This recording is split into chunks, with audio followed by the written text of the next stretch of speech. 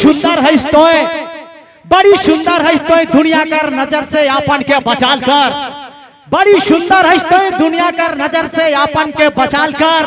काजर लगा ले भैर काम नहीं चली, नींबू और मिर्चा और फाटल जूता घेचा में टंगाल कर। तो चलिए हमारे भी सोनी जी को मैं आवाज लगाऊंगा, सोनी कुमारी जी को आवाज लगाऊंगा। भरपूर आनंद लीजिए, भरपूर मजा लीजिए और तुम्हारे मने झूमते रहा, नाचते रहा और हमरे घर साथ में मिलते रहा। तो मैं भी सोनी कुमारी जी अपने मन कर बीच में आवे लागल है। एक बार जोरदार ताली होए चाहिए। छोटे जबर छुआ नन्नी मुन्नी प्यारी सी गुड़िया सोनी कुमारी जी अपने मन कर बीच में तहलका मचाई लेकिन आवे लागल है।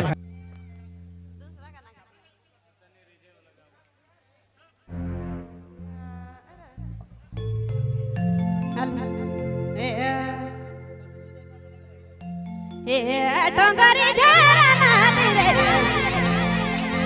कागे दिगलोनी रे डोंगरी झरना रे।